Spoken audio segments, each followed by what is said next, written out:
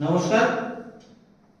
আজকে আমি হস্তরেখা থেকে কিভাবে বিষ খেয়ে মৃত্যু হয় সেভাবে তা কিভাবে বিচার করা হয় তার সম্বন্ধে আমি একটা ভিডিও শেয়ার করছি। হস্তরেখার মধ্যে হৃদয় রেখা, এই রেখাটাকে বলা হয় হৃদয় রেখা। এই হৃদয় রেখা এটাকে ঐশ্বরিক রেখাও বলা হয়। এই হৃদয় রেখার উপরে যদি জপ চিহ্ন থাকে, এরকম যদি জপ চিহ্ন থাকে, এই জপ চিহ্ন থাকে, তারপর সেই জপ চিহ্ন থেকে যদি একটা রেখা সোজা শনির আঙ্গুলের দিকে ধাবিত হয়ে শনির তৃতীয় পর্বে গিয়ে পৌঁছায়, এটা শনির প্রথম পর্ব, এটা দ্বিতীয় পর্ব, তৃতীয় পর্বে যদি পৌঁছায়, তারপরে কেতু স্থানে যদি তিল চিহ্ন থাকে, তাহলে সে বিষ খেয়ে আত্মহত্যা করবে, বিষ খেয়ে সে মারা যাবে।